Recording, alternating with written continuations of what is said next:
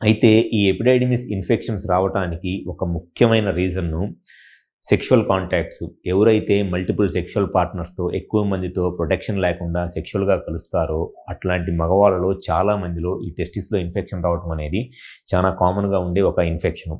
And దాంతో పాటు కొంతమందిలో పెన్నిస్ టిప్ దగ్గర ఇన్ఫెక్షన్, అంటే పెన్నిస్ టిప్ దగ్గర ఈ బెలనైటిస్ ఇన్ఫెక్షన్ ఉండి ఆ టిప్ దగ్గర ఉన్న ఇన్ఫెక్షన్‌ను ఈ వ్యాస్ ద్వారా వాళ్ళకి ఈ టెస్టిస్‌కి స్ప్రెడ్ అయిద్దనమాట. పెన్నిస్ టిప్ దగ్గర ఉన్న ఇన్ఫెక్షను. దానివల్ల కూడా ఈ ఎపిడైడిమైటిస్ లేదా ఎపిడైడిమార్కైటిస్ అనే ఇన్ఫెక్షన్ రావడం అనేది జరిగిద్ది. అట్లానే ఎవరిలో అయితే డయాబెటిస్ మెలైటిస్ అంటే షుగర్ ప్రాబ్లమ్ ఉంటదో, ఈ షుగర్ ప్రాబ్లమ్ ఉన్న వాళ్ళలో కూడా ఈ ఎపిడైడిమిస్ లేదా ఎపిడైడిమార్కైటిస్ లాంటి ఇన్ఫెక్షన్ రావడానికి చాలా ఎక్కువ అవకాశం ఉంటది.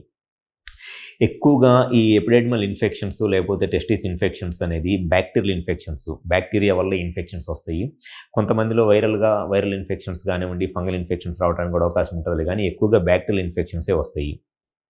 సో, ఈ ఇన్ఫెక్షన్స్ వచ్చినప్పుడు జనరల్‌గా ఆ మగవాళ్ళలో కనపడే ఒక లక్షణం ఏంటి అనంటే టెస్టిస్ అంతా స్వెల్లింగ్ వచ్చిద్ది. నార్మల్‌గా ఈ సైజు ఉన్న టెస్టిస్ ఇన్ఫెక్షన్ గనుక వచ్చినట్లయితే సడెన్‌గా ఈ సైజ్ అయిపోయిద్ది. టెస్టిస్ సైజ్ అనేది బాగా పెరిగిద్ది.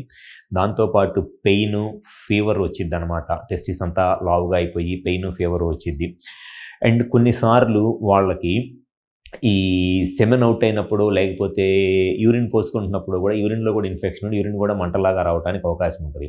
సో, ఎప్పుడైనా సరే ఈ టెస్టిస్‌లో ఇన్ఫెక్షన్ ఉంటే దాన్ని ఎంత తొందరగా ట్రీట్మెంట్ చేపించుకుంటే అంత మంచిది. లేదు అనంటే కొన్నిసార్లు ఇన్ఫెక్షన్ గనక ఎక్కువ రోజులు ట్రీట్మెంట్ చేపించుకోక అది కంట్రోల్ అవ్వని స్టేజ్‌కి వెళ్ళిపోతే చాలా మందిలో సర్జరీ చేసి టెస్టిస్‌ని కూడా తీసేసే పరిస్థితి వచ్చిద్ది.